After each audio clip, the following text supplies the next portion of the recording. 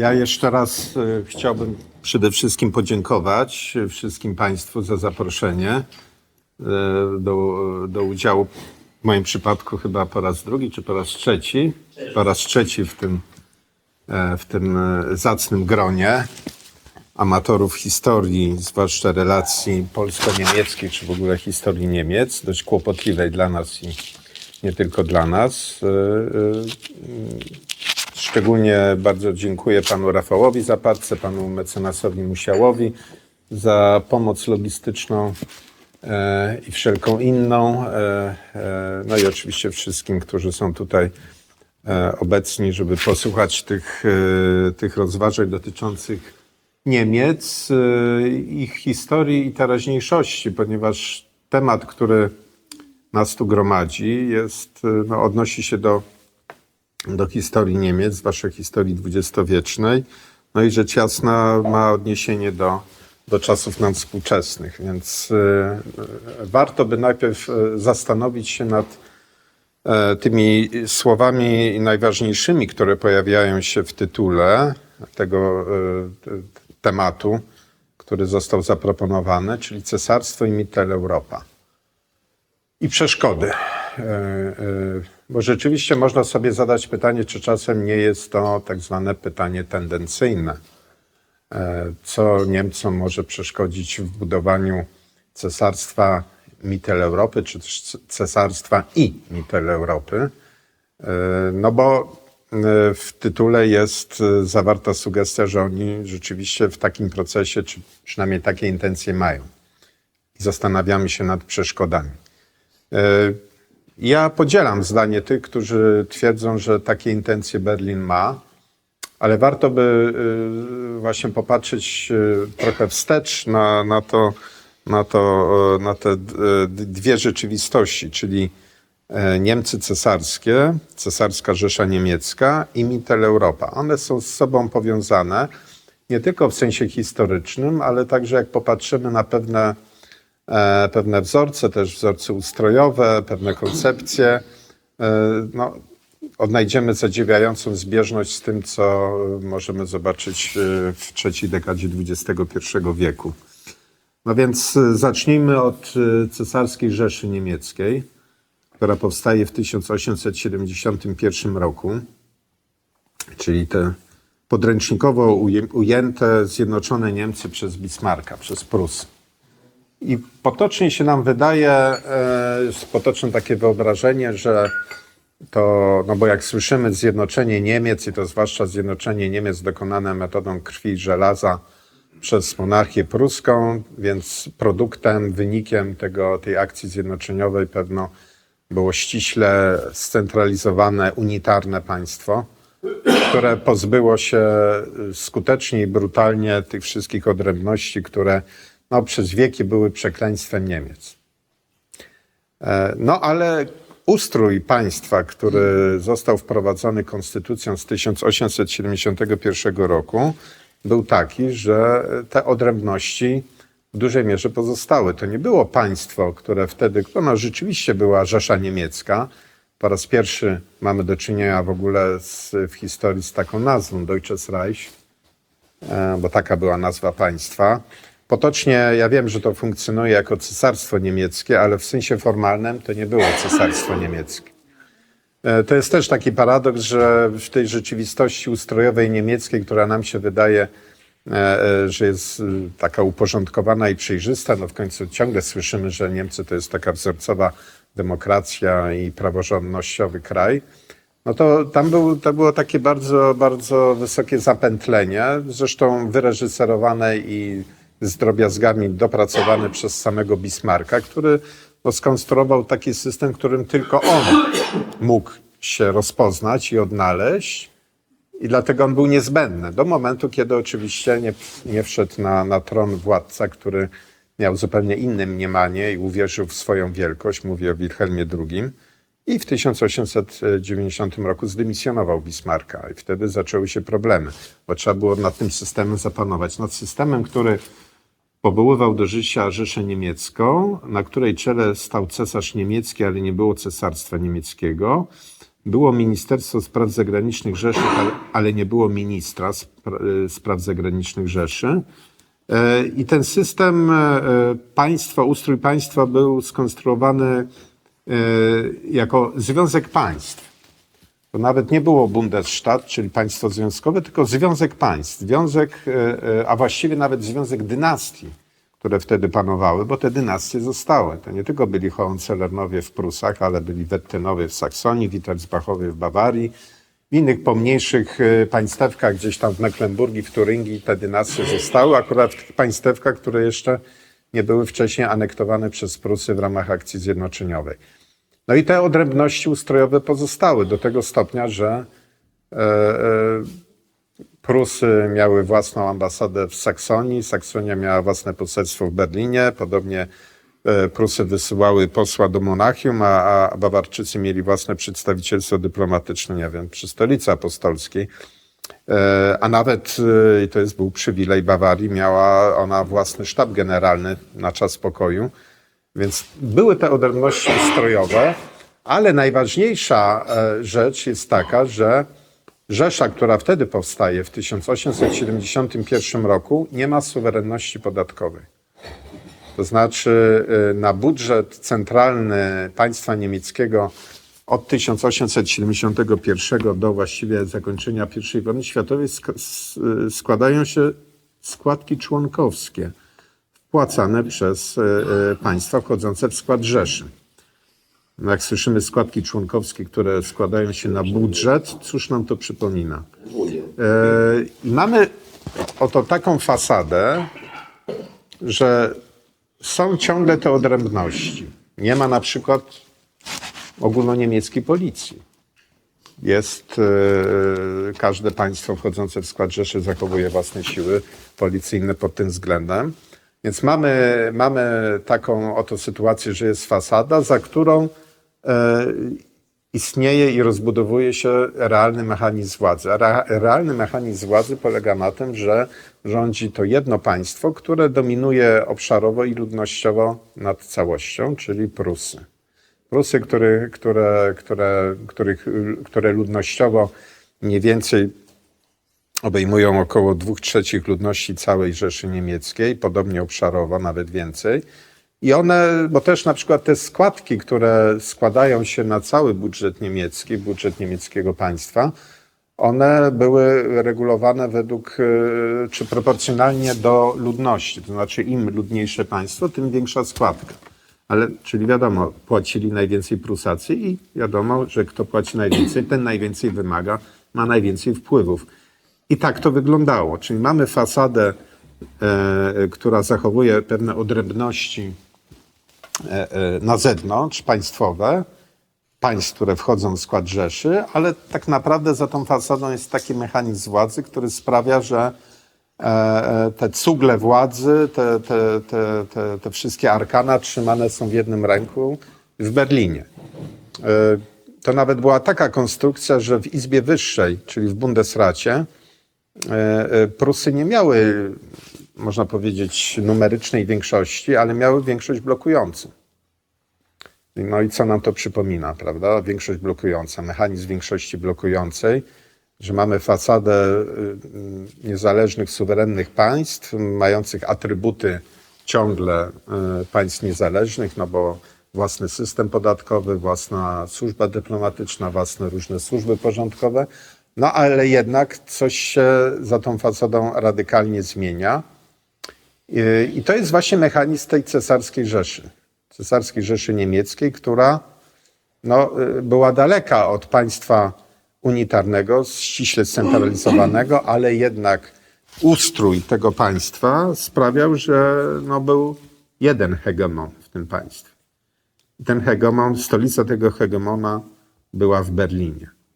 To był oczywiście hegemon dobroczynny, bo reprezentujący wysoką kulturę.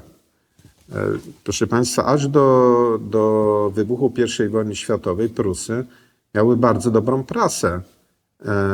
Nie tylko wewnątrz Niemiec, tam o tym przekonywała zwłaszcza skutecznie armia pruska, ale na zewnątrz. Na przykład w Wielkiej Brytanii Dopiero tym przełomem, gdzie ta miłość do Prus przeszła w nienawiść, no był rok 1914 i wszystkie kolejne lata Wielkiej Wojny, czyli I wojny światowej, gdzie właśnie tym wyobrażeniem całego zła będzie facet w pikierhaubie z wąsami, więc wiadomo, Wilhelm II, ta bestia z Berlina, jak mówiono.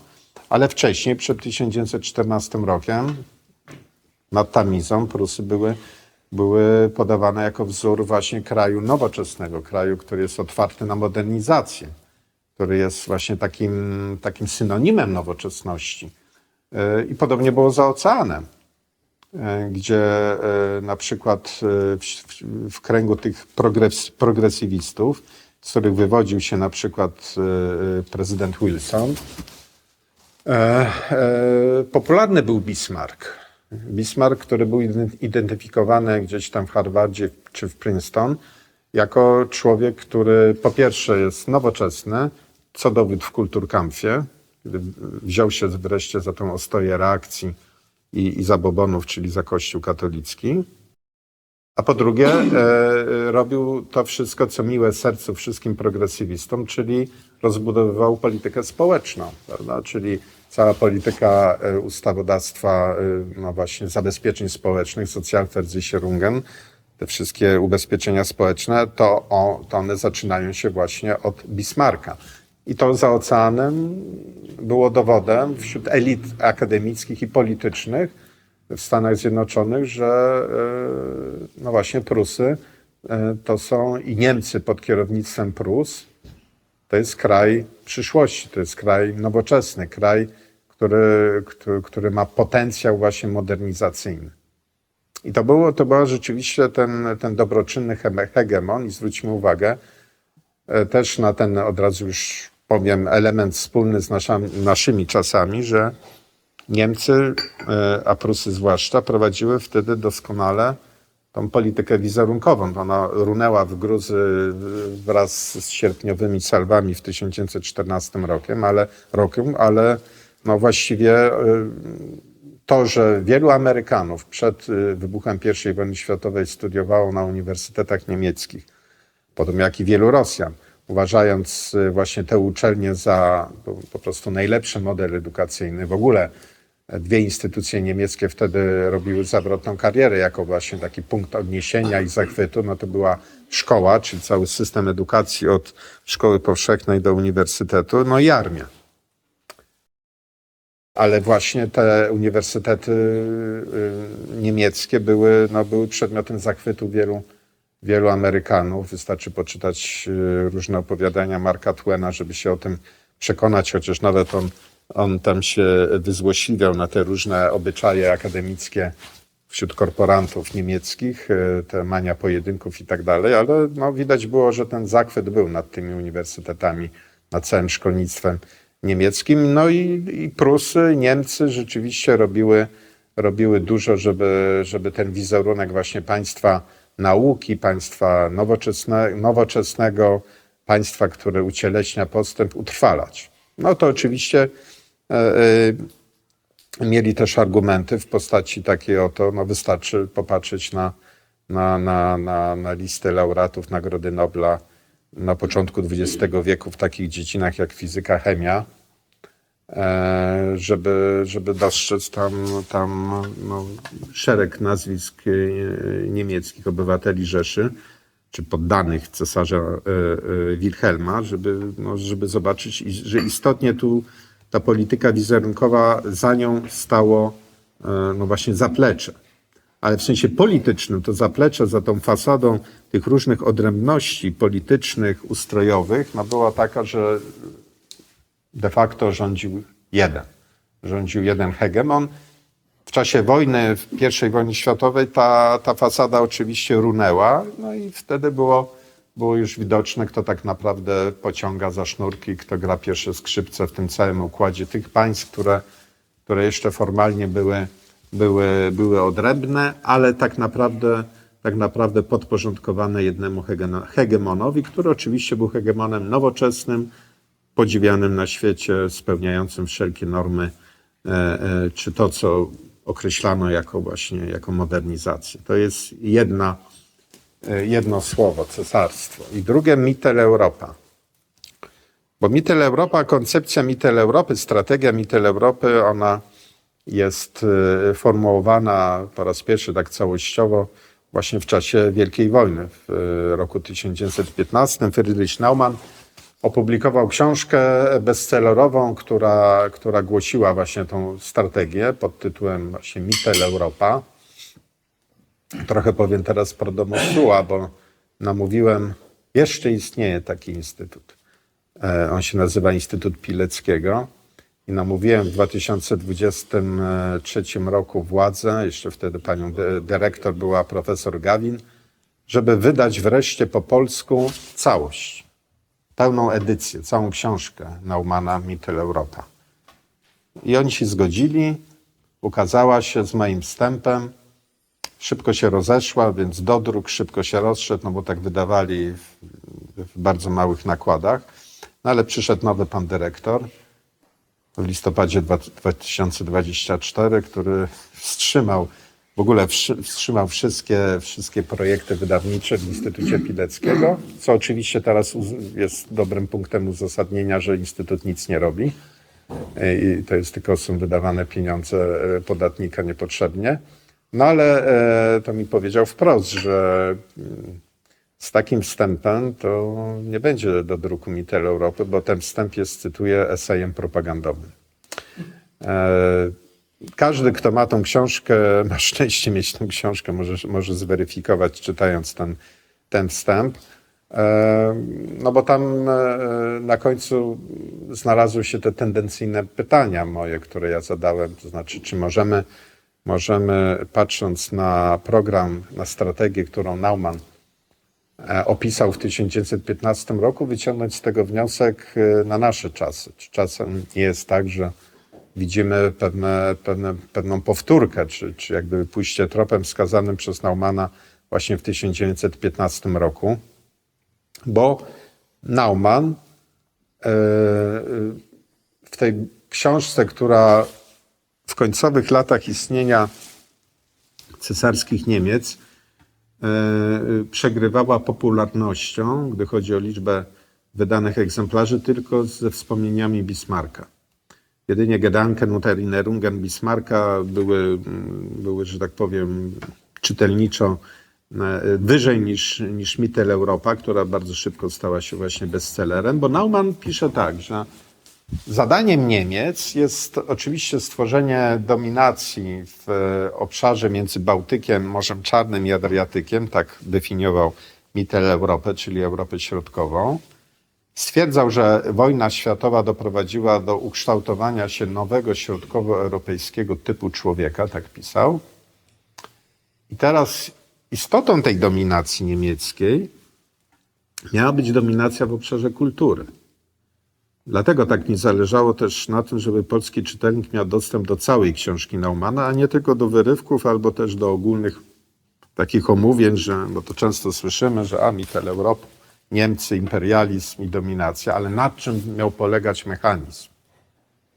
Pod tym względem Naumann był bardzo nowoczesny, ponieważ on pisał o tym wprost, że warunkiem koniecznym i wstępnym w ogóle do myślenia właśnie w kategorii takiej dalekosiężnej strategii dominacji w Europie Środkowej to jest pozbycie się pokusy, a zwłaszcza czynów, które można zakwalifikować jako brutalna germanizacja. Pisał wprost, że należy zerwać z brutalną germanizacją Polaków w stylu takim, jak uprawiał Bismarck i jego następcy, ponieważ po pierwsze jest to nieskuteczne, a co najważniejsze, jak gdyby zamyka perspektywy właśnie tworzenia tego dalekosiężnego projektu dominacji Niemiec w Europie Środkowej za pomocą dwóch mechanizmów: wpływu i kontroli. Nie eksterminacji na przykład, tak jak w Europie Środkowej i Wschodniej chciał dominować Hitler metodą ludobójczej eksterminacji. Tutaj był zapatrzony w ten bolszewicki wzór, chociaż twierdził ciągle, że ustrój, który zapanował w Rosji po 17 roku, to jest żydobolszewia, ale w rozmowach ze swoimi współpracownikami najbliższymi Hitler nie krył zachwytu i podziwu nad Leninem, że uczynił z ludobójczego, masowego terroru zwyczajny instrument władzy. To mu imponowało i jak wiemy, robił wszystko, żeby naśladować i prześcignąć pierwowzór. Więc w Mitteleuropie nie o taką dominację chodziło. Klasyczna imperialna dominacja, czyli metodą wpływu i kontroli. I ten wpływ miał być realizowany przez na przykład dominację w Europie Środkowej, jak pisze Naumann, Deutsche Wirtschaftskonfession, czyli dosłownie niemieckie wyznanie gospodarcze, albo Wirtschaftstypus, czyli taki typ gospodarczy niemiecki. To miał być taki aspekt dominacji niemieckiej w Europie Środkowej, ale to miała być konsekwencja dominacji niemieckiej w innej właśnie, tej najważniejszej sferze, czyli kultury. On pisał wprost, że to, że Niemcy teraz przodują pod względem ustroju społecznego i gospodarczego, to jest zasługa niemieckiej filozofii idealistycznej. Kanta i jego uczniów. I dlatego on tam w innych późniejszych pismach, na przykład odnośnie nas, Polaków, pisał, że chodzi o to, żeby z tych Polaków romantyków zrobić dzieci Immanuela Kanta. Żeby po prostu włożyć ich w tą matrycę, która powinna być matrycą dla całej Europy Środkowej. Czyli przesłanie było takie: my was nie będziemy germanizować. My wam w cudzysłowie tylko narzucimy sposób myślenia i patrzenia na świat i na samych siebie. Bo czym jest filozofia? Każda filozofia. Właśnie czymś takim. Jeżeli to filozofia niemiecka miała dominować w Europie Środkowej i narzucić pewien typ kultury, to znaczy mieli Niemcy decydować o wszystkim. O wszystkim. No bo filozofia daje pewną siatkę pojęć, pewien opis rzeczywistości, nas samych, świata, który nas otacza, czyli pod fasadą, czy za fasadą ładnie brzmiącej, zachęcającej, nęcącej rzeczywistości my was nie będziemy germanizować. Możecie mieć własne szkoły polskie, możecie mieć własne sądy polskie. Ba, nawet możecie mieć własne państwo polskie. Ale to wszystko ma być służebne wobec nadrzędnych interesów Rzeszy Niemieckiej. Taka była wymowa, strategia Mitteleuropy, czyli szklany sufit. To Niemcy będą decydować, to w Berlinie będą decydować o tempie, kierunkach i skali rozwoju Polski. Przy czym słowa Polska było rozumiane, bo to też trzeba tutaj taki przypis semantyczny włożyć, że słowo Polska było rozumiane przez elity niemieckie, polityczne, intelektualne w czasie I wojny światowej, zwłaszcza po akcie 5 listopada 1916 roku, kiedy Niemcy i Austro-Węgry ogłosiły powstanie Królestwa Polskiego. Oni rozumieli Polskę jako kongresówkę, Królestwo Polskie, minus tak zwany Grenzstreifen, czyli pas graniczny, który Niemcy z przyczyn strategicznych, czyli zachodnie i północne fragmenty kongresówki chcieli anektować. Czyli właściwie de facto powrót do granicy Prus z trzeciego rozbioru z pewną korektą. Minus Chełmszczyzna, którą oddano w lutym 18 roku Ukrainie, którą Niemcy zresztą stworzyli, w zamian za obietnicę dostaw zboża ukraińskiego, bo wtedy Niemcy rzeczywiście cierpieli z powodu blokady narzuconej przez Wielką Brytanię, kłopoty aprowizacyjne. Więc naszymi ziemiami, czyli Chełmszczyzną i Podlasiem, zapłacili Ukrainie, którą stworzyli wcześniej, wchodząc do Kijowa. I taka to miała być Polska. Oczywiście bez dostępu do morza, ale jako Pufferstadt, czyli państwo buforowe, albo inna nazwa, którą też elity niemieckie pod koniec I wojny światowej stosowały, wyobrażając sobie, że to Ostimperium, bo oni przeszli od Mitteleuropy do Ostimperium, czyli do wschodniego imperium Niemiec. Ono miało polegać na tym imperialnym centrum, czyli Rzeszy, i wokół nich łańcuszek tak zwanych Schutzstaaten, czyli państw pod ochroną.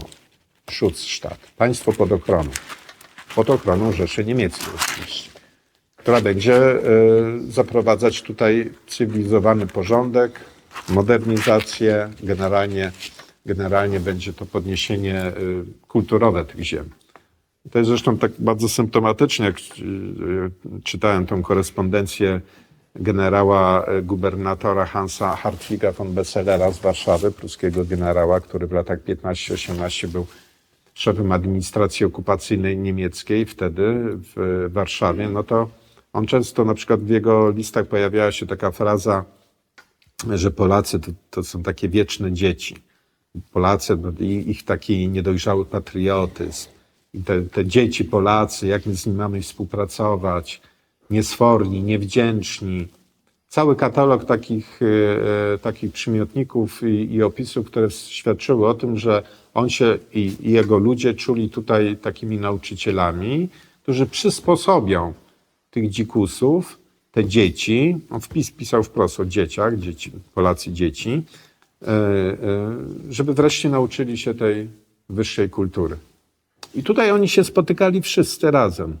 I Naumann, i Besseller, Ludendorff, Hindenburg, że właśnie my reprezentujemy ten wyższy wzorzec kultury, który będzie narzędziem naszej dominacji nad tą częścią Europy. I to jest ten jeden z tych największych, tak nawiązując do tytułu tej książki, kłopotów z Niemcami, że to przekonanie jest bardzo głęboko wryte w ich kod kulturowy.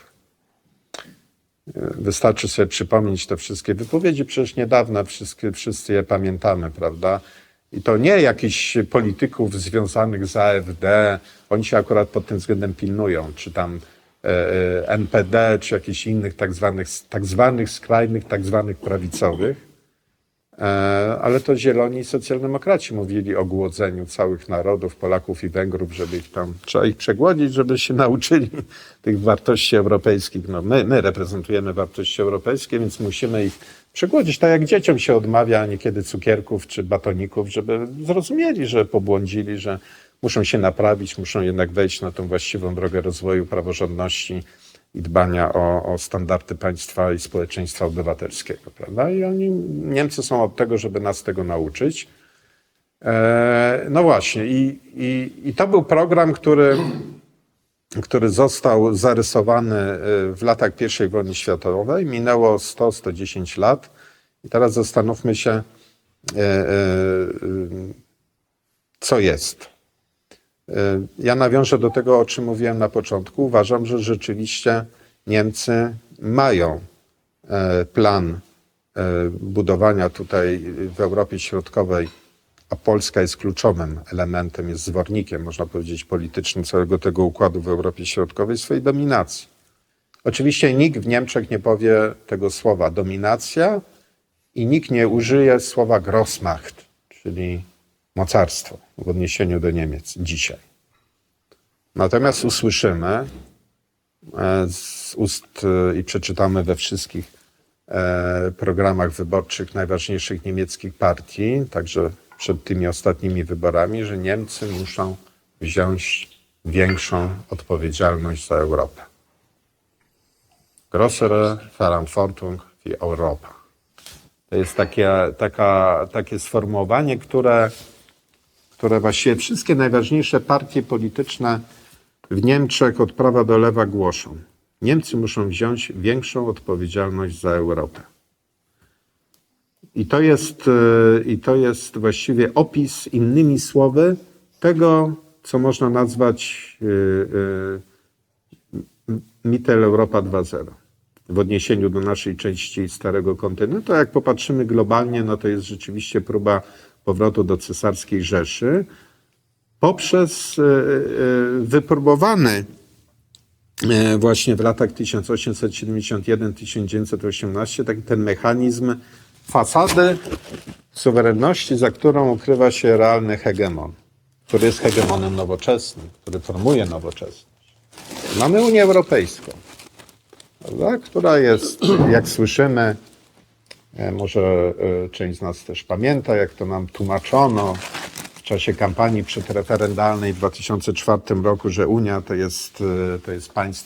jest organizacja, która zapewnia wolność, postęp, nowoczesność, bezpieczeństwo. Nikt nie mówił tam o dominacji. A jeżeli ktoś próbował na to zwrócić uwagę, no to był oczywiście odsądzany od czci wiary i oszołom, który się nie zna po prostu albo życzy źle Polsce, która ma wrócić, jak słyszeliśmy, wrócić do Europy. Natomiast ustrój Unii Europejskiej po Maastricht i w kolejnych, zwłaszcza czy po traktacie lizbońskim, no to łudząco przypomina te rozwiązania ustrojowe, które stosowali Niemcy z powodzeniem po 1871 roku. Że mamy fasadę pewnej suwerenności, ale tak naprawdę rządzi hegemon. Czy do pewnego momentu Francuzom wydawało się, że to jest jakiś koncert, taki duopol, prawda, francusko-niemiecki, ale no, potem się okazało, że do pewnego czasu też, ja do tego też będę nawiązywał, że tutaj niemieckie nadzieje też muszą się i stykają się coraz bardziej z twardą rzeczywistością, no ale powiedzmy jeszcze do początku XXI wieku, czy do drugiej dekady XXI wieku, te Niemcy mieli wszelkie dane, żeby twierdzić, oczywiście nie wprost, że ich branie większej odpowiedzialności za Europę idzie w dobrym dla nich kierunku. Oczywiście dla całej Europy, słyszeliśmy w Berlinie, no ale wiadomo, że chodziło przecież o interesy niemieckie. I teraz popatrzmy na te właśnie aspekty, o których mówiłem. Nikt nie mówi o tym, że idziemy w stronę Mitteleuropy.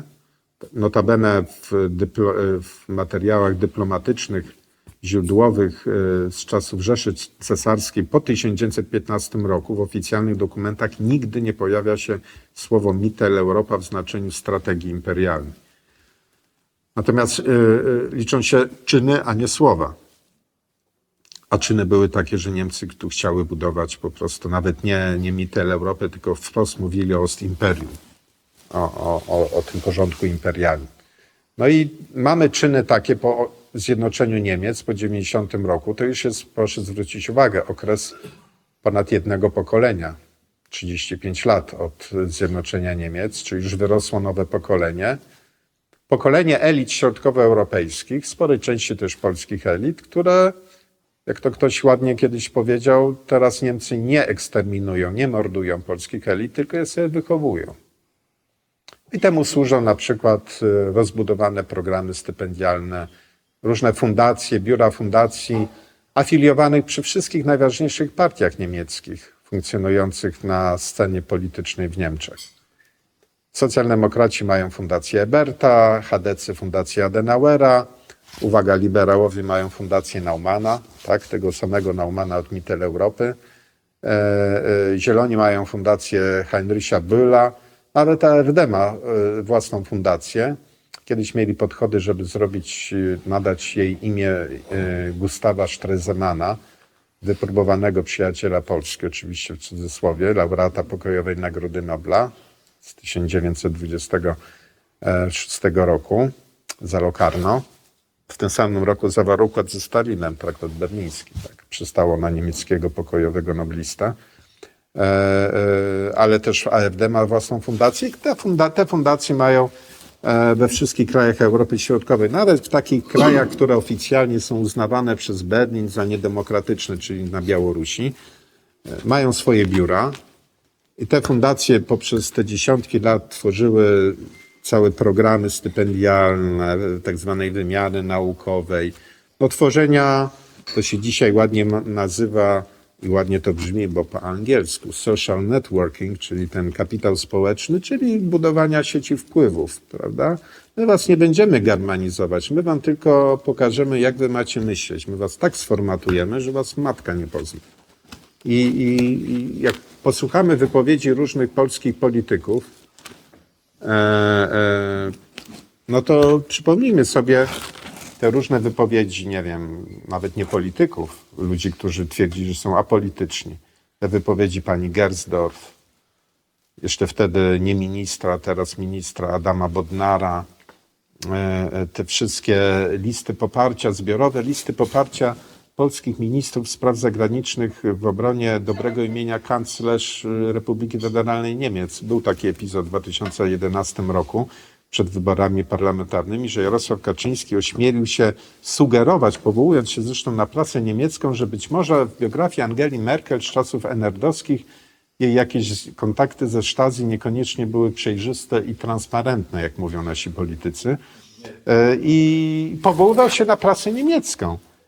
I oburzenie, i wszyscy polscy ministrowie spraw zagranicznych byli, z wyjątkiem pani Fotygi, podpisali list protestacyjny i w obronie dobrego imienia pani kanclerz Republiki Federalnej Niemiec. A potem przyszedł hołd berliński ministra Radosława Sikorskiego, który stwierdził, że bardziej obawia się bezczynności Niemiec niż tego, że Niemcy przyjmą tą rolę właśnie, wezmą na siebie większą odpowiedzialność w Europie. I to jest stan polskich elit. I teraz zadajmy sobie, skonfrontujmy to z pytaniem wyjściowym. Jakie przeszkody Niemcy mogą mieć na drodze realizacji cesarstwa Mitteleuropy, czy też cesarstwa i Mitteleuropy? Na pewno tą przeszkodą nie jest stan umysłów sporej części polskich elit, którzy są aktualnie u władzy.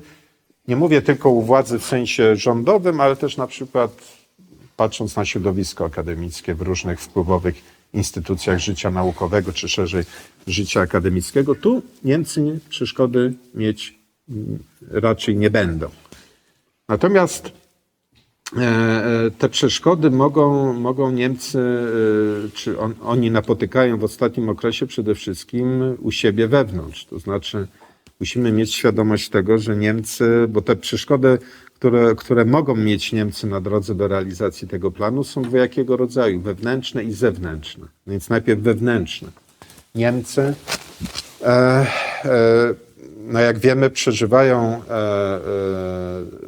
jak to się mówi, kryzys, ale to nie jest kryzys związany z inflacją, czyli tym przejawem tego kryzysu najgorszym nie jest inflacja, powszechne zjawisko w Europie, ale ten kryzys jest głębszy.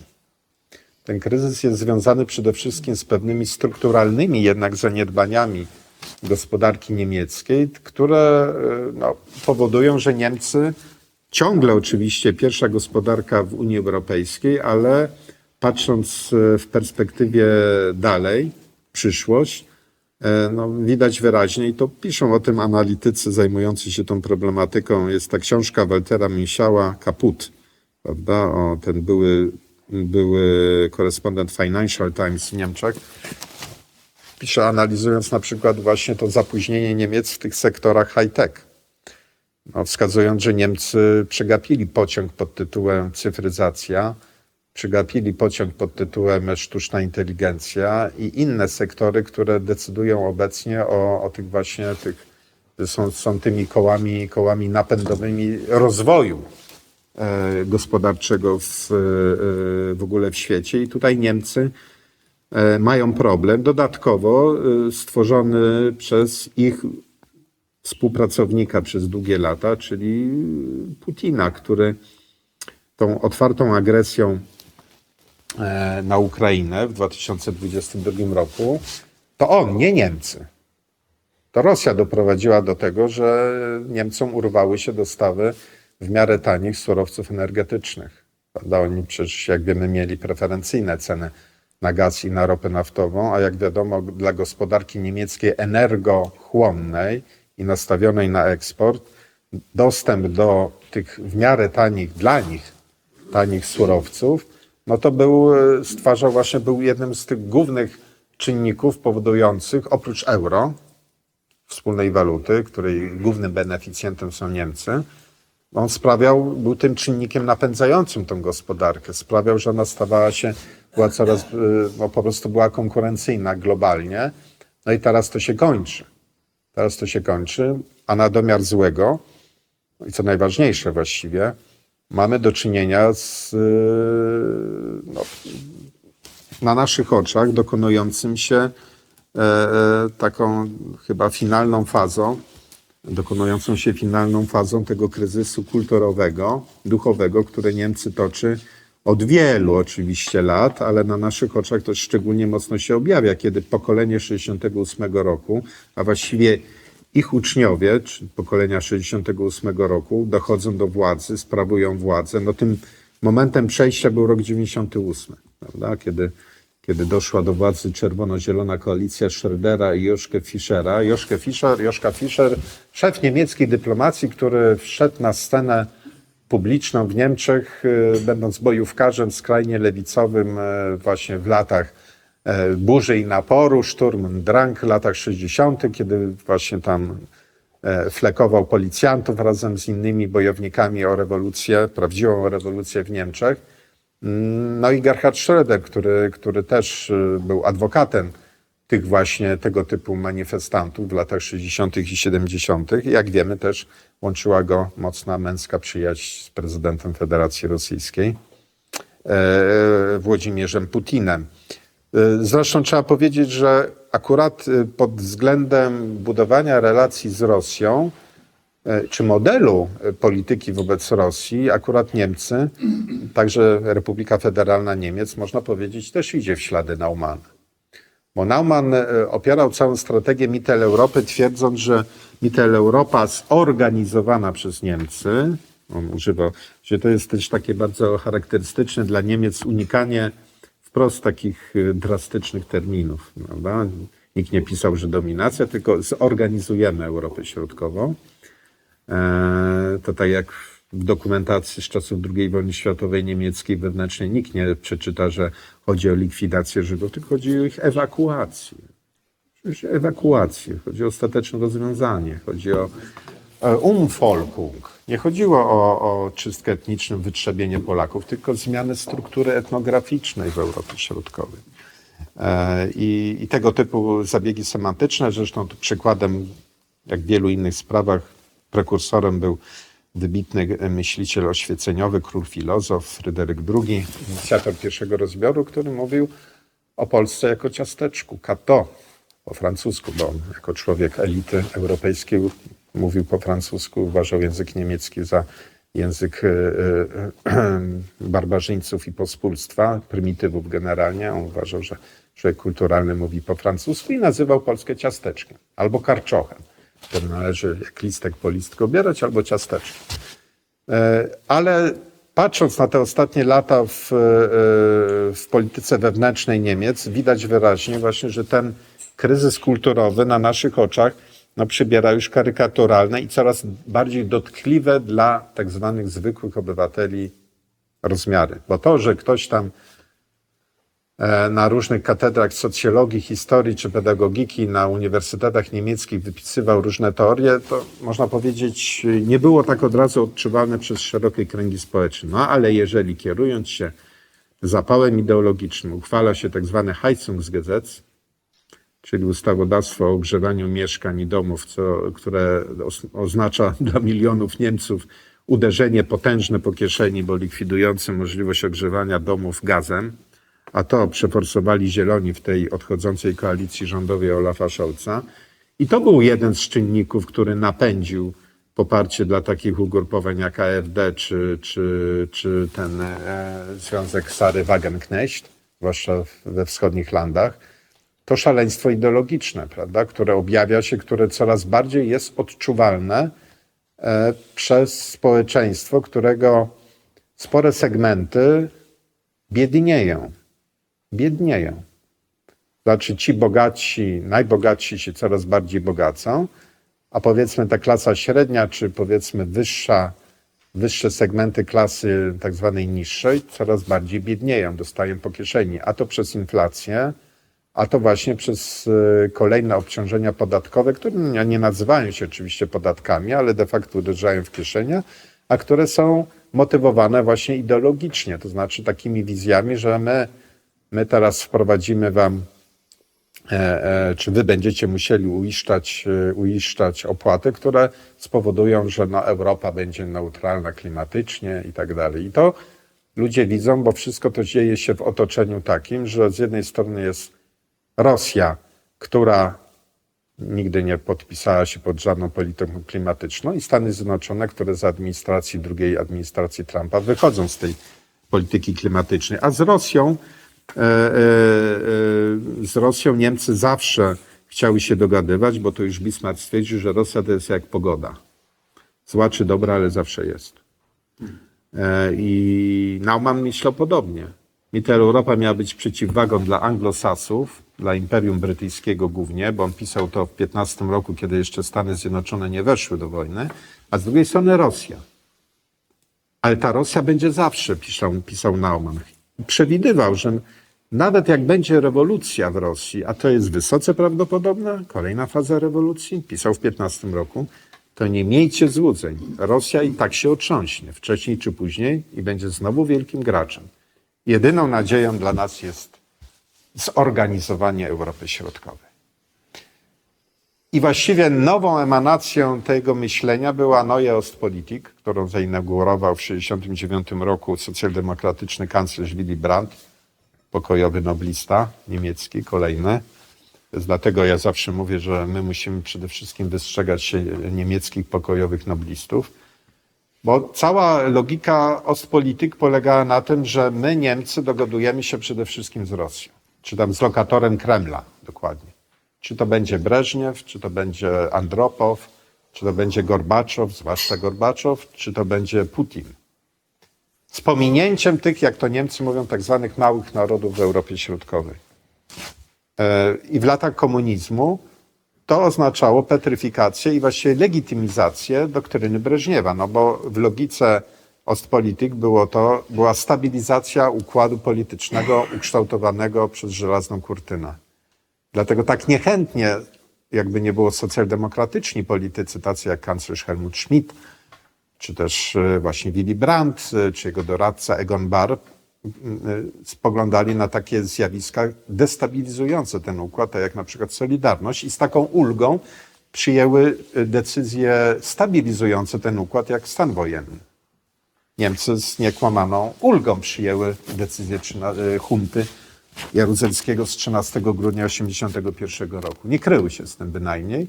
I Helmut Schmidt był pierwszym szefem rządu państwa zachodniego, który odwiedził Moskwę po wprowadzeniu przez Jaruzelskiego stanu wojennego.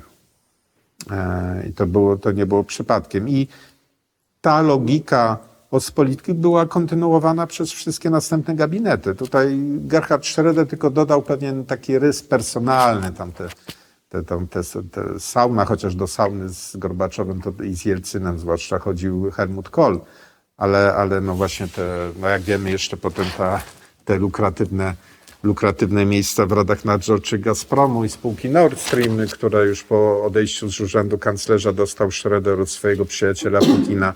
Więc to był ten koloryt personalny, ale istota rzeczy była ta sama. I to się zmieniło w lutym 2022 roku nie z woli Niemiec.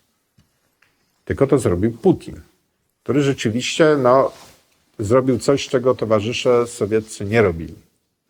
Znaczy nie zakręcali kurka.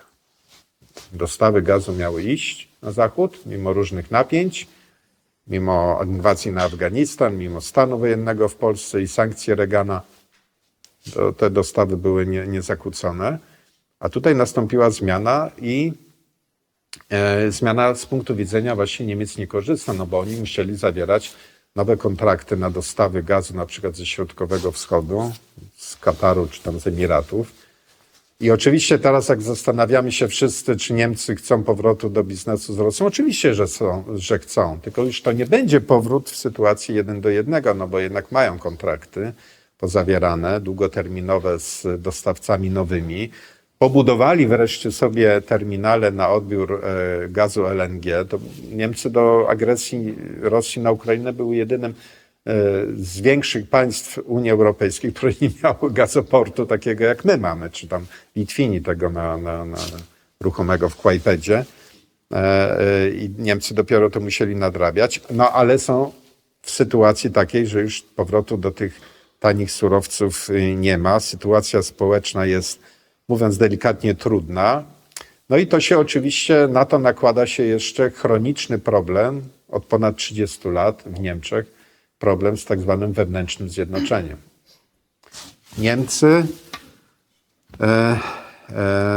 chociaż to jest oczywiście na mapie i ustrojowo jedno państwo, ale to są chyba coraz bardziej dwa społeczeństwa.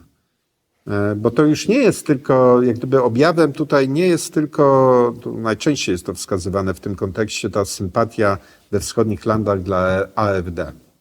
Bo rzeczywiście w takich landach jak graniczące z nami właśnie Turyngia, Saksonia, czy Sachsen-Anhalt, głębiej, ale też dawne NRD, no to poparcie dla AfD w ostatnich wyborach było większe niż wszystkich innych partii mainstreamowych razem wziętych. W ogóle w okręgu, najlepszy okręg dla AfD to był Görlitz, Zgorzelec, czyli po drugiej stronie granicy. No i to jest oczywiście wskazywane jako dowód, no, że to jest partia NRD-owska. Oczywiście to jest kłamstwo, bo AfD powstała na Zachodzie. Była tak zwana partia profesorska przede wszystkim, związana z profesorami ekonomii, którzy wskazywali na negatywy dla Niemiec. Tu przesadzili, bo Niemcy akurat skorzystali na strefie euro. Ale ostatnie wybory pokazały też, że AfD jest drugą siłą w Bawarii, drugą siłą w Badenii, drugą siłą w Nadrenii Palatynacie i w kraju Sary, czyli w krajach, w tych landach głębokiego zachodu Niemiec, dawnej, tej starej Republiki Federalnej Niemiec. Ale ta odrębność wschodu i zachodu, która jednak pogłębia się, no jest najbardziej widoczna w Kieszeniach. Gdzie te różnice na przykład za tą samą pracę w zarobkach dla obywateli niemieckich, ja nie mówię o Gastarbeiterach, ja mówię o obywatelach niemieckich, tak zwanych rdzennych Niemcach, że powiedzmy informatyk, który pracuje nie wiem, gdzieś tam w Magdeburgu czy w Lipsku, a taki, który pracuje w Monachium czy w Kolonii, no to ten na wschodzie zarabia średnio o 40% mniej niż jego kolega na zachodzie, w zachodnich landach, a to jest jedno państwo. No bardzo ciekawie o tym pisze Dirk Oschmann, profesor literaturoznawstwa w Lipsku, w książce Wschód zachodnio-niemiecki wynalazek. Chyba ta książka też ukazała się w języku polskim niedawno, nakładem Instytutu Zachodniego. Dirk Oschmann. Książka stała się bestsellerem nawet Spiegla w 2023 roku. On najpierw napisał artykuł, a potem to rozbudował do książki, wskazując, że tyle lat po zjednoczeniu ciągle Niemcy wewnętrznie są rozbite. I tym tutaj wskazuje też na tą gwałtowną dezindustrializację, która nastąpiła w NRD po 1990 roku, więc pod tym względem można powiedzieć, to społeczeństwo NRD-owskie no, przeżywało tą tak zwaną transformację mniej więcej w takim modelu jak my, tylko że my nie mieliśmy tych bogatych kuzynów, które oni mieli na Zachodzie, mówię o dawnej RFN. No ale też on zwraca uwagę na to, że i to jest główny problem według niego, że w Niemczech Zachodnich, w tych dawnej RFN, ciągle pokutuje takie przekonanie, że wschód generalnie, ten Osten, ten niemiecki wschód jest, w ich pojęciu ten wschód jest ciągle taką pustynią kulturową, którą trzeba po prostu potraktować z góry, bo my, ci zachodni Niemcy, wiemy lepiej niż OSIS. Co trzeba robić, jak trzeba robić, w jakich sektorach trzeba robić. No ale można do tych rozważań Oschmana dodać, że to, co obywatele dawnej NRD boleśnie odczuwali i odczuwają, czyli dezindustrializację jako coś narzuconego, no można powiedzieć po raz drugi w większej skali obywatele całej Bundesrepubliki odczuwają teraz, kiedy pod hasłem walki ze zmianami klimatycznymi też robi się dezindustrializację. No bo przecież to tak zwana polityk prawicowa albo centroprawicowa, czyli Angela Merkel zarządziła Atomausstieg, czyli wyjście z energii atomowej. To za jej rządów karierę robiły właśnie takie ugrupowania jak Zieloni, którzy potem po raz kolejny weszli do rządu już za Olafa Scholza i doprowadzili właśnie do tego typu decyzji, o których przed chwilą mówiłem, a które są dotkliwe przede wszystkim dla tak zwanego zwykłego niemieckiego obywatela. I tutaj zwrócimy uwagę, dla sporej części społeczeństwa niemieckiego, właśnie, a zwłaszcza tutaj najbliżej naszych granic, jak gdyby dwa procesy się nakładają. Dwa bardzo niekorzystne procesy. Z jednej strony ta ciągle trwająca i boksująca w miejscu akcja wewnętrznego zjednoczenia po spektakularnym upadku muru i spektakularnym wybudowaniu, nie wiem, sieci autostrad, w sensie infrastrukturalnym, spektakularnym wybudowaniu nowej dzielnicy kanclerskiej w Berlinie, ale każdy, kto miał wątpliwe szczęście korzystania na przykład z kolei niemieckich, czy próbował wydostać się z Hauptbahnhof, z głównego nowego dworca w Berlinie do Polski pociągiem, no to wie, że punktualny wyjazd z tego miejsca jest rzadkością, czy punktualny dojazd do miejsca docelowego, na przykład w Poznaniu czy Warszawie, jest rzadkością. Nie mówiąc o tych wewnątrzniemieckich połączeniach infrastrukturalnych. Co róż niemieckie, zresztą media piszą o tych sypiących się wiaduktach i gdzieś tam ciągle trwających jakichś generalnych remontach i brakach na przykład w pokryciu całego kraju siecią telefonii komórkowej. No, albo to każdy zresztą od lat, kto ma kontakt z różnymi usługami w Niemczech i sądzi, że oni są lepiej zdigitalizowani, ucyfrowieni niż my, no to się rozczaruje, bo to zresztą sami Niemcy przyznają, że pod tym względem są też w tyle. A więc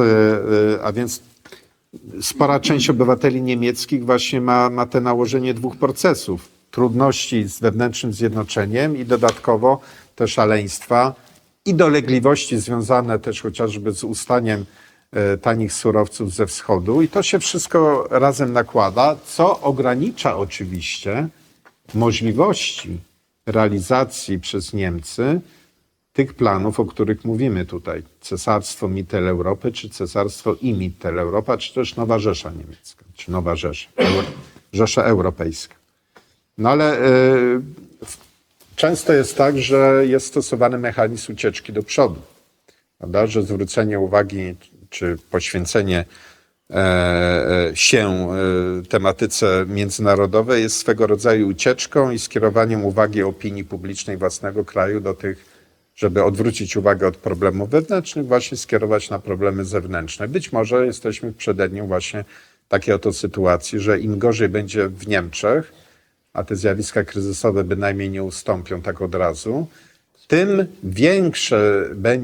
większa będzie determinacja niemieckich elit, żeby brać jeszcze większą odpowiedzialność za Europę. Zwróćmy uwagę, że po 2022 roku kanclerz Scholz, czy minister spraw zagranicznych Anna Baerbock z Zielonych, oni ciągle mówili, to jest takie słynne przemówienie Scholza w Pradze, że właśnie trzeba iść w stronę państwa federacyjnego w Unii Europejskiej, że teraz właśnie, że ta agresja Rosji na Ukrainę stawia przed nami, Europejczykami, dodatkowe wyzwania, a teraz jeszcze doszła ta ulubiona w Niemczech narracja antyamerykańska, no bo jest oczywiście bête noire, czyli ten czarny lud w postaci Donalda Trumpa. Prawda? Donalda Trumpa, który jest, no fakt faktem, Niemców nie lubi. Chociaż jak wiemy, korzenie rodzinne Trumpa są z Niemiec, no ale, że tak powiem, to się nie przekłada. I pierwsza administracja Trumpa zresztą też była dowodem na to, że on chciał poddać pewnej korekcie tą strategię, którą Niemcy właściwie od czasów administracji Busha seniora w relacjach z Niemcami mają, czyli partnerstwa w przywództwie, że Niemcy miały być tym głównym podwykonawcą imperialnych zleceń Stanów Zjednoczonych na kontynencie, no a drugim było oczywiście Wielka Brytania. Więc Trump chciał dokonać i pewno teraz też chce dokonać korekty pod tym względem. Z pewnością nie będzie chciał zrezygnować całkowicie z usług Niemiec, tak to nazwijmy, no ale z drugiej strony Niemcy, jak czytamy wszystkie badania opinii publicznej w Niemczech, czy za czasów pierwszej administracji Trumpa, czy teraz, no to Trump jest postrzegany gorzej niż Putin, krótko mówiąc. Gorsze zagrożenie dla pokoju światowego i dla wartości, którym my żyjemy, Europejczycy, to jest właśnie Trump. No i też awansował J.D. Vance po tym przemówieniu w Monachium i te krokodyle łzy Krzysztofa Heusgena, który płakał potem rzewnymi łzami niczym Szymon Hołownia nad konstytucją RP, że właśnie nasze wartości europejskie tak zostały sposponowane przez naszego gościa z Ameryki. Krzysztof Heusgen, główny doradca Angeli Merkel do spraw bezpieczeństwa i polityki międzynarodowej, jakoś nie płakał rzewnymi łzami nad Nord Stream 2, jak oddawano do użytku. Nie płakał rzewnymi łzami, jak rząd Angeli Merkel już po aneksji Krymu przez Rosję w 2014 roku ciągle właśnie wtedy właściwie dynamizował te deale gospodarcze z Putinem. Jakoś wtedy w imię wartości europejskich nie płakał nad tym, jak to z rosyjskim autokratą niebezpiecznie Niemcy się zbliżają, tylko zapłakał właśnie nad tym przemówieniem amerykańskiego wiceprezydenta, no, który po prostu zdiagnozował stan faktyczny. Więc tu Niemcy rzeczywiście będą mieli kolejną przeszkodę. Tym bardziej, że widać wyraźnie, że Trump próbuje, zresztą to też było w czasach jego pierwszej administracji, próbuje rozgrywać, czy próbuje rozluźnić ten tandem niemiecko-francuski, faworyzując Macrona. Tutaj nie chodzi o te prześciganie się z uściskami, to wyżej rękę, przy ściśnięciu ręki z Macronem, tylko chodzi o właśnie próbę ograniczenia wpływów niemieckich. No ale z drugiej strony należy się liczyć, że Niemcy z pewnością tych wpływów nie będą chcieli się pozbyć i nie należy też oczekiwać aż tak racjonalnych decyzji ze strony Niemiec, bo racjonalnie można by domniemywać, że no, macie swoje problemy wewnętrzne, to się nimi zajmijcie. Przede wszystkim tym, bo to będzie warunkować w przyszłości waszą pozycję międzynarodową. Dzieje Niemiec wielokrotnie pokazały, że akurat racjonalność i logiczność w myśleniu elit politycznych tego narodu to nie jest przypadłość stała, a nawet można powiedzieć wyjątkowo są sytuacje, kiedy oni myślą logicznie, racjonalnie.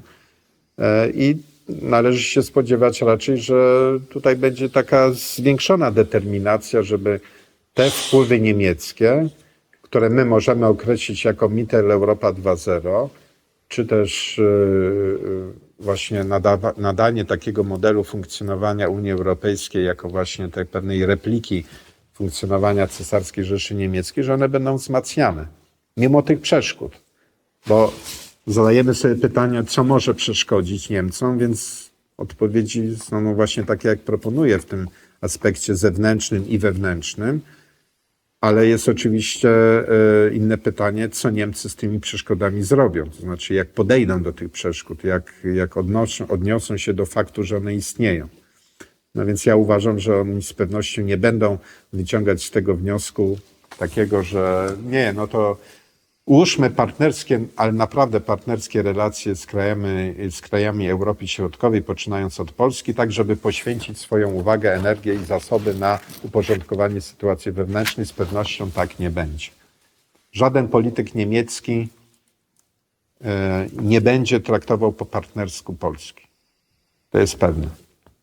Nikt tego oczywiście wprost nie powie, ale to jest ewidentne. I to widać na przykład po polityce historycznej, współczesnej polityce historycznej państwa niemieckiego, czy też tego, co Niemcy nazywają kulturą pamięci, Erinnerungskultur, czyli na przykład cała koncepcja tego tak zwanego polsko-niemieckiego domu historii, jako miejsca pamięci, wspólnej pamięci o przeszłości.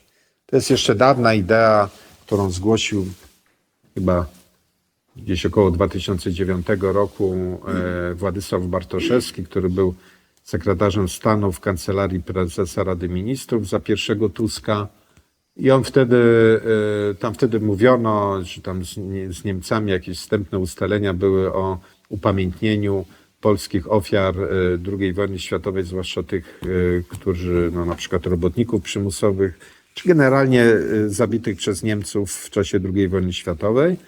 No i w naszych czasach to w końcu przybrało formę takiego, jak gdyby wzorując się na tak zwanym Domu Spotkań z Historią w Brukseli, też fatalna koncepcja, no ale wzorując się na tym, żeby zrobić właśnie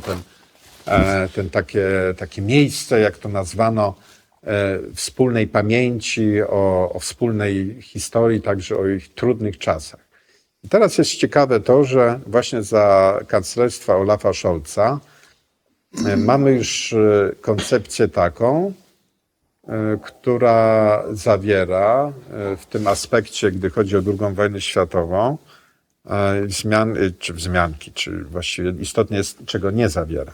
W tej koncepcji aktualnej nie ma być wzmianki o tym, żadnej wzmianki o tym, że ludobójstwo na okupowanych ziemiach polskich zaczęło się zaraz we wrześniu 1939 roku. Krótko mówiąc, że ludobójstwo było jeszcze zanim rozpętała się w pełni machina Holokaustu. Tego nie ma. Nie ma zaakcentowania tego, że ludobójstwo Niemcy popełniali na obywatelach polskich, przede wszystkim elitach polskich, które eksterminowali systematycznie w skali ludobójczej już jesienią 1939 roku. Wtedy zaczyna się zbrodnia pomorska, wtedy akcja Tannenberg. Zanim akcja Reinhardt ruszyła w 1942 roku, kiedy Niemcy wymordowali około 1 500 000 800 000 Żydów polskich, głównie w takich miejscach jak Treblinka, Sobibór, Bełżec, no to była akcja B wiosną 1940 roku, Palmiry i inne miejsca kaźni ludobójczej, eksterminacji polskiej inteligencji. O tym nie ma być mowy. Nie ma być mowy o tym, że taka skala ludobójczej eksterminacji zaczęła się od Polaków już jesienią 1939 roku i trwała nieprzerwanie do 1945. No i na to nałożyła się ten plan eksterminacji ludności żydowskiej realizowany przez państwo niemieckie. Tego nie ma być, ale ma być, i to jest nowość, tego nie było w poprzednich różnych wizjach tego wspólnego polsko-niemieckiego domu historii. Ma być wzmianka, że no jednak oczywiście to dokonywali Niemcy, Holokaustu, ale też wśród okupowanych narodów znajdowali współpracowników, którzy pomagali im w tej eksterminacji. I to jest właśnie ta, niby się wydaje, delikatna zmiana akcentów, ale jakże ważna. I teraz wracamy do Naumana. Wracamy do Naumana i tej jego strategii, że decyduje plan kulturowy o tym. Narzucenie pewnej siatki pojęć, narzucenie pewnego obrazu rzeczywistości, także tej przeszłości, która jest istotna. Bo jeżeli popatrzymy właśnie na te szanse realizacji tych różnych dalekosiężnych planów niemieckich, no to widać wyraźnie, że oni są pod tym względem konsekwentni i tutaj ta linia od Naumana, oczywiście ona biegnie już wcześniej, ale Naumann, który zwraca uwagę na tę rolę kultury, jest tak istotna dla Niemiec także teraz. Widzimy to na przykładzie tych różnych zmian strategii tego domu polsko-niemieckiego historii, ale także widzimy także na przykładzie tych spektakularnych, adresowanych nie tylko do polskiego odbiorcy, ale w ogóle do międzynarodowej opinii publicznej inwestycji, grubych milionów euro inwestowanych w pewien przekaz historyczny. Ja często odwołuję się tu do tego przykładu odbudowanego zamku Hohenzollernów w królewskiej rezydencji, Zamku Królewskiego w centrum Berlina. 2 lata temu oddane do użytku. Decyzję o jego odbudowie podjął rząd Schrödera, czerwono-zielony. Socjaldemokraci i zieloni wspólnie na rzecz odbudowy Zamku Hohenzollernów, a podtrzymywały potem kolejne gabinety Angeli Merkel, tworzone w koalicji chadecko-liberalnej albo chadecko-socjaldemokratycznej. Czyli cały mainstream niemiecki polityczny się w to włączył i nawet ci tak zwani antysystemowcy, jak na przykład AfD, też się w to wpisują, no bo AfD, to warto posłuchać Alice Weidel, no to ona ciągle mówi, że nie, my tam proszę nas w ogóle nie podejrzewać, jakieś sympatie prohitlerowskie. Naszym punktem odniesienia są tacy politycy jak Bismarck. I każdy, kto zna odrobinę historii albo powinien znać historię Niemiec, Prus i relacji polsko-niemiecko-pruskich, no powinny się wtedy zapalać wszystkie czerwone światełka, zwłaszcza tym, którzy w Polsce uważają, że AfD to jest taka szansa na nową jakość w niemieckiej polityce, bynajmniej nie. Bo AfD właściwie mówi to samo, co mówi i działa mainstream niemiecki, tylko innymi słowami. Tylko innymi słowami. No więc Niemcy widzą w tej szeroko pojętej polityce historycznej, polityce kulturalnej, oni traktują historię właśnie nie jako zbędny dodatek, tylko jako jedno z ważnych narzędzi realizacji tych właśnie zamierzeń, o których mówimy. I czy mają szansę? Mają szansę, ponieważ zderzają się na przykład w Polsce z takim przekonaniem, że a właściwie po co nam to? Proszę sobie przypomnieć, jakie były reakcje sporej części tak zwanej klasy politycznej polskiej na pomysł odbudowy Pałacu Saskiego w centrum Warszawy.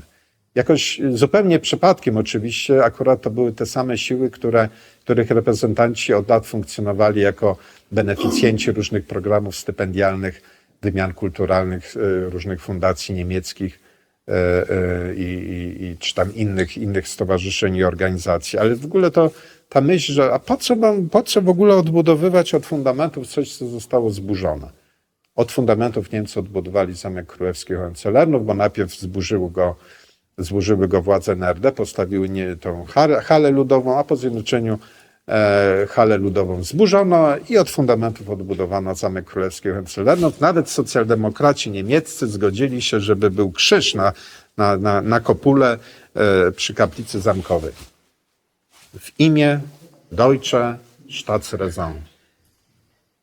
Deutsche Staatsräson. Niemiecka racja stanu, która wymaga, żeby traktować poważnie takie sprawy, jak właśnie pamięć, jak historia. A my oczywiście z różnych przyczyn koncertowo abdykujemy z prowadzenia aktywnej polityki historycznej. Ja często wracam do tego wątku, że my oczywiście musimy reagować na kłamstwa. Teraz oczywiście to się nazywa przejęzyczenia o polskich nazistach budujących obozy koncentracyjne w okupowanej Polsce, ale powinniśmy iść też ofensywnie w tym sensie, że pokazywać, i to Niemców bardzo boli, ta rzeczywistość, że przez długie lata Polska, dawna Rzeczpospolita, była przez Niemców etnicznych uważana za wzór kultury, zwłaszcza kultury politycznej, do której lgnęli, uciekając od wzorców, które szły z Berlina. Klasyczny przykład, księstwo pruskie w XVII wieku, w drugiej połowie XVII wieku, kiedy Hohenzollern zrzucił zależność lenną wobec korony polskiej w czasach potopu, to jego niemieccy poddani, bo etnicznie ta szlachta i mieszczaństwo królewca było niemieckie, oni aż do początku XVIII wieku tęsknili za czasami zależności lennej od korony polskiej, bo wtedy czuli wolność pod prawem, jak pisali. Natomiast przyszły wzorce absolutyzmu brandenburskiego i z wolnością i z prawem skończyło się, bo teraz prawo obowiązuje tak, jak my je rozumiemy. Jak my je rozumiemy, to znaczy, jak rozumie to elektor i jego dwór. Wtedy nazywał się on elektor i książę pruski, który przestał być lennikiem. Ale o tym cichosza. Niestety jakoś zapomniano o tym wątku. Nawet w okresie tym okienku 8 lat, kiedy mogliśmy to na różne sposoby o tym przypominać.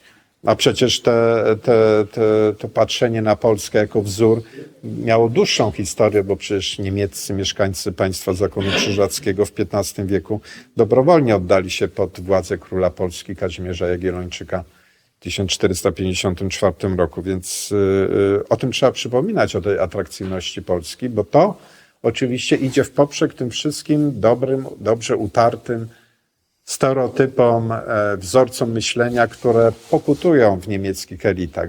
Podkreślę, wszystkich niemieckich elitach, nie tylko tych tak zwanych antysystemowych, ale też tych mainstreamowych, bo oni nie są w stanie traktować Polaków na zasadzie partnerskiej. Nie są w stanie. To jest wykluczone i to potwierdzają czyny przede wszystkim. Bo słowa słowami, ale liczą się czyny. I teraz reasumując, mogę powiedzieć tak, odpowiadając na to tytułowe pytanie zawarte w temacie tego wykładu, że tak, Niemcy mają przeszkody, poważne przeszkody i coraz, zwłaszcza w tej sytuacji wewnętrznej, którą obecnie mają na drodze do realizacji tych dalekosiężnych planów Cesarstwa Mitteleuropy, czy też Cesarstwa i Mitteleuropy. Natomiast to nie oznacza, że nie będą próbować, a wręcz odwrotnie. Ja uważam, że im większe będą problemy wewnętrzne, one będą się nasilać, tym większa będzie pokusa, żeby uciec od tych problemów do przodu, biorąc jeszcze większą odpowiedzialność za Europę, a zwłaszcza za Europę Środkową. Dziękuję za uwagę.